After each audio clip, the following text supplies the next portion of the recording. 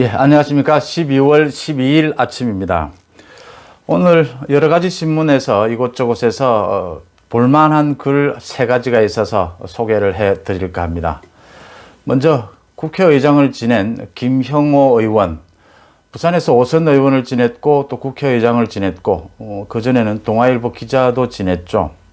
김형호 의장이 페이스북에 아주 장문의 글을 올렸습니다. 문재인 대통령님께 하는 글을 올렸습니다. 존경하는 문재인 대통령님께라고 올리면서 대통령이라고 부르고 님자까지 붙이는 마지막이 될지도 모른다는 착잡한 심정으로 이 글을 쓴다라고 시작을 했습니다. 김 전 의장은 500년 조선 왕조의 어떤 임금님보다도 막강하지 않습니까? 그런 제왕적 권한을 가졌는데도 대통령의 표정은 밝지 못합니다. 뭔가 불안해 보이고 과거의 선한 모습도 제 눈에만 안 보이는 걸까요? 나라와 국민을 위한 노심초사인가요? 아니면 무슨 다른 이유가 있나요? 라고 글을 시작을 했습니다. 이 김형호 전 의장은 개인적으로는 그 문재인 대통령의 고등학교 선배입니다. 선배고 경남고등학교죠. 같이 부산에서 있었기 때문에 과거 접촉도 많이 했고 또 저도 사석이나 이런 자리에서 문재인 대통령에 대해서 과거에는 좋은 얘기를 많이 하는 걸 들은 기억이 있습니다. 아마 그런 선한 인상은 그런 얘기를 하시는 것 같고요. 김형호 의장은 또 최근 추미애 장관의 행태는 참으로 가관이라면서 보기에 민망하고 이 나라 국민으로서도 부끄럽다고 했습니다. 그러면서 추미애 장관이 눈 하나 깜짝 않고 헌법과 법률, 관련 규정을 무시하거나 편의적으로 적용하고 있다고 하면서 절제를 모르는 권력의 종말이 어떠하다는 건 잘 아실 것이라고 했습니다. 그리고 문재인 대통령을 향해서 헌법에도 없는 조직을 만들어 헌법기구가 힘을 못 쓰게 하는 것이 정의롭고 공정한 일인가요? 라고 되물었습니다. 공약하신 대통령 측근이나 친인척 비위를 다룰 특별감찰관은 지금까지도 임명하지 않았다라고 꼬집고 대신 공수처를 통해서 정권의 삐딱한 판사 검사를 가만히 두지 않겠다는 것입니까? 라고 지적을 했습니다. 김형호 전 의장은 또 선출된 권력의 정점에 있는 대통령이 자기가 임명한 장관에게 끌려가는 듯한 모습은 장관에 대한 대통령의 민주적 통제가 고장났음을 말한다라고 했습니다. 그러면서 대통령이 장관 눈치를 보고 누가 대통령인지 모르겠다는 말이 떠도는 것은 또 어떻게 생각하시나요? 했습니다. 그러니까 추미애가 윤석열을 향해서 민주적 통제를 하겠다고 했죠. 검찰에 대해서. 지금 김형호 의장은 그 이야기를 비꼬고 있는 겁니다. 민주적 통제를 할 사람은 정말 정작 대통령이 장관에게 해야 되는 거죠. 장관 임명직이지 않습니까? 근데 추미애가 나서서 윤석열 총장에게 민주적 통제니 이런 얘기를 했는데 사실은 대통령께서 추미애의 저런 행동을 통제하셔야 되지 않느냐 이 얘기를 하고 있는 겁니다. 김형호 의장은 또 최근 국회 상황이 일당 독재와 같다는 지적이 있다라고 하고 글 마무리에서 대한민국이 어떤 나라입니까? 대통령 개인의 나라도 청와대나 문바나 보이지 않는 검은 세력의 나라가 결코 아니지 않습니까? 이제는 하나씩 내려놓을 때입니다. 권력의 하향점에선 곡선이 아니라 직선으로 내려갑니다. 이 나라의 자랑스러웠던 많은 부분을 훼손시킨 대통령이 되지 않기를 간절히 바랍니다. 라고 해서 글을 맺었습니다. 김형호 전 의장은 기자 출신이기도 해서 또 글을 참 잘 씁니다. 참 예의 바르게 정확한 부분을 이야기했다. 경륜이 느껴지는 글이다 이렇게 생각을 합니다. 국회의장까지 지내셨고요. 진중권 전 동양대 교수가 윤석열 총장의 징계위에 대해서 권력의 사법 정의를 팔아먹은 신을사오적이라고 했습니다. 일본의 나라를 팔아먹은 을사오적에 빗대서 신을사오적이라고 했습니다. 징계위가 합법이면 한일합방도 합법이라고 했습니다. 진중권 교수는 또 자신의 페이스북에 징계위 위원장을 맡은 정한중 위원장, 대행이죠. 그 추미애 법무부 장관을 대신해서 맡은 정한중 교수. 정한중 교수가 한 언론 인터뷰에서 어제 윤 총장 징계와 관련해 가지고 자신도 법조인 출신이라고 하면서 공정하게 심리할 자신이 있다라고 인터뷰를 했습니다. 그것에 대해서 진 교수가 당신이 법조인이었으면 애초에 그 자리에 임명되지도 않았다. 법조인으로 생각하는 사람들은 손에 피 묻히기 싫어 모두 그 자리를 다 마다했지 않나.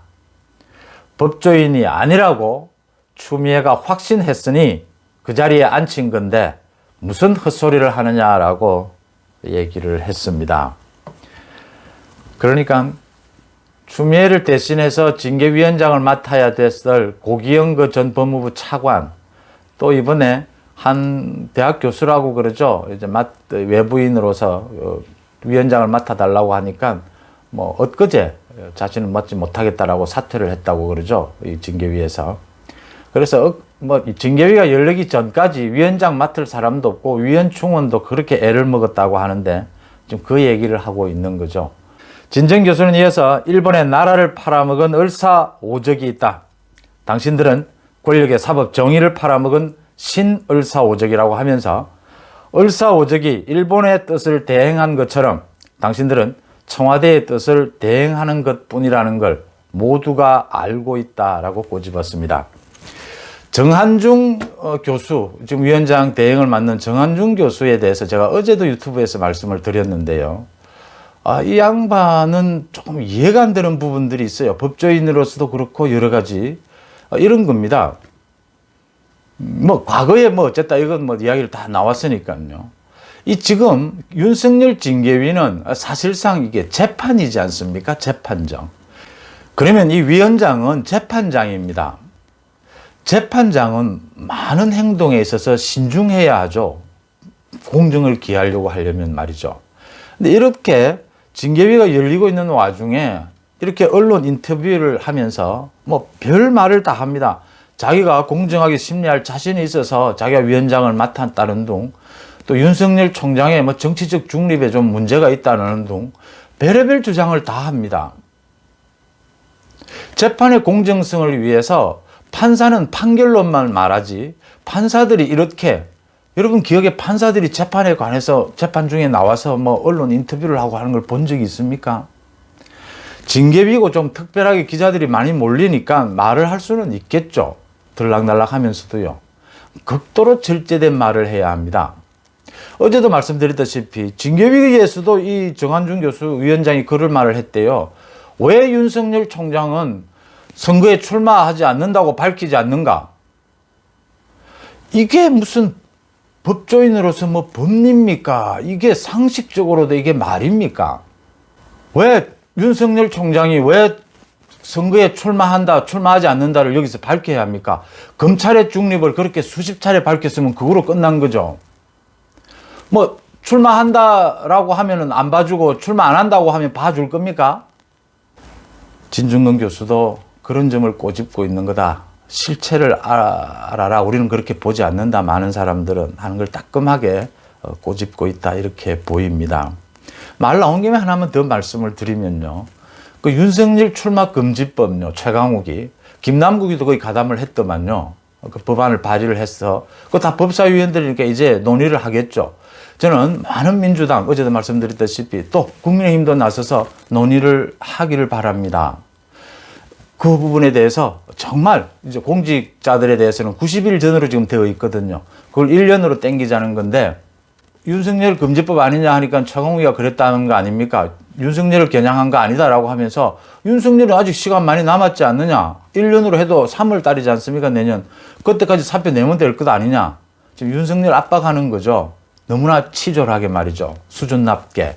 그래서 이거 논의하면 모든 공직자를 놓고 이제 법관과 검사에 대해서만 이렇게 하는 게 맞는지가 논의가 될 테고요. 이 소위 법조인이라는 사람들이 아무 별 근거도 없이 이런 걸 푹 던져내는 뭐 주장을 하고 보는요. 그런 것들이 드러날 것이다. 저는 여러 번 말씀을 드리지만 선거를 앞두고 문재인 정부의 실정, 이 문재인 현 여권을 비판을 하면서 가급적이면 이 사람들이 문재인 정권이 너무나 지금 무능하고 너무나 하잘것없는 보잘것없는 전국 운영 솜씨를 보이고 있다. 이런 점을 계속 부각하는 것이 좋다 이렇게 봅니다. 정말 수준이 국정을 맡겨도 될 사람들이 아니라는 걸 밝혀내는데 치중하는 게 어떤가 좋은가 이렇게 봅니다. 좋다 이렇게 봅니다.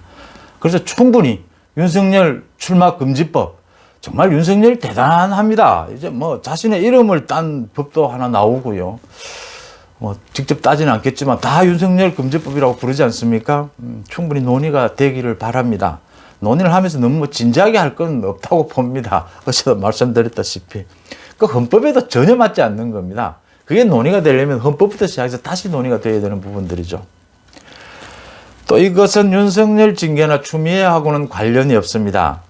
5.18 지금 이번에 공수처법이 통과하면서 정신이 없는 상황인데 5.18 역사 왜곡 처벌법이라는 것이 통과를 했죠.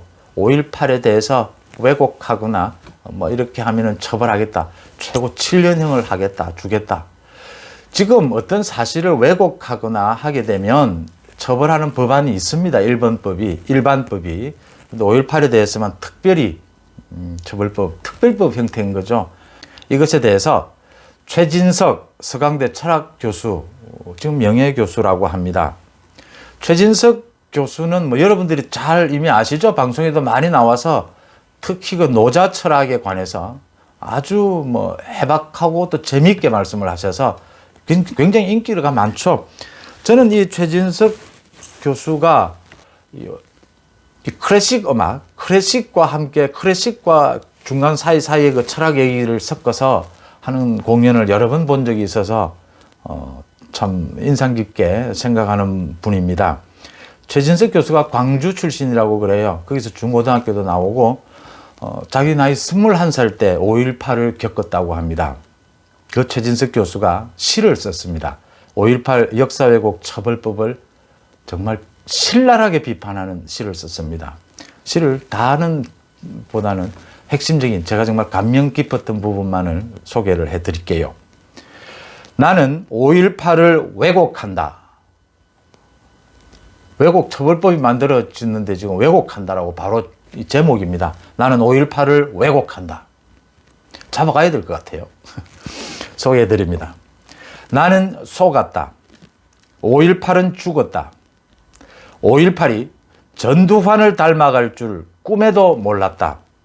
나는 속았다. 나는 5.18을 지키러 5.18을 패배한다. 5.18아 배불리 먹고 최소 20년은 권세를 누리거라. 부귀영화에 빠지거라. 기념탑도 세계 최고 높이로 더 크게 세우고 유공자도 더 많이 만들어라. 민주고 자유고 다 헛소리가 되었다. 5.18 너만 홀로 더욱 빛나거라. 나는 떠난다. 5.18 역사 왜곡 처벌법에 21살에 내 5.18은 뺏기기 싫어 했습니다. 정진석 교수의 시 정말 섬뜩할 정도로 정말 신랄한 체험, 자신의 체험이 녹아있지 않으면 참 말할 수 없는 뭐 자기가 광주에서 태어나서 광주에서 학교를 다니고 21살에 광주를 겪은 분이 5.18 역사왜곡 처벌법 이건 아니라고 하는 거죠. 네. 그건 아니다. 지금 사흘째입니다. 필리버스터를 이어가고 있습니다. 58명이죠. 국민의힘 초선 의원들이 일단 초선 의원 중심으로 하고 중진들까지 해서 100명이 넘는 의원들 모두가 나서서 필리버스터를 하겠다. 다음 달 1월 8일까지가 임시회인데 그때까지 밀고 나가겠다. 공수처법을 막지는 못했지만 이제 남아있는 국정원법이라든가 이런 거라도 막겠다. 뭐 그런 법 하나라기보다는 문재인 독재 전체에 저항하겠다. 한 달 넘게 필리버스터를 끌어가 보겠다라는 각오로 하고 있습니다. 뭐 말을 실수를 했느니 막말이 나왔느니 뭐 이런저런 얘기들이 많은데 저는 이 정치 국회의원들은 대부분 다른 한 분야에서 뭐 젊은 분들도 있지만 한 분야에서 거의 전문가로 어떤 대성을 한 분들이 오는 게 일반적입니다. 그렇다 하더라도 제가 지켜보건대 정치의 영역에서는 또 정치의 어떤 훈련이 필요한 게 있다 이렇게 보입니다. 보면 국회의원들도 그런 얘기를 하고요. 정치적 근육을 만든다고 하나요? 정치적인 어떤 이 훈련이 필요하다. 그런 점에서 정말 힘들겠지만 지금 철야 필리버스터를 이어간다는 게 보통 일이 아니거든요. 정말 뭐 10시간씩, 8시간씩 이렇게 얘기한다는 게 뭐 아무도 들어주는 사람도 없는데 얘기한다는 게 힘든데 이런 걸 통해서 국민의힘의 초선 의원들이 정치 근육을 쌓아가는 또 계기가 될 수 있을 것이다. 이렇게 보입니다. 고맙습니다.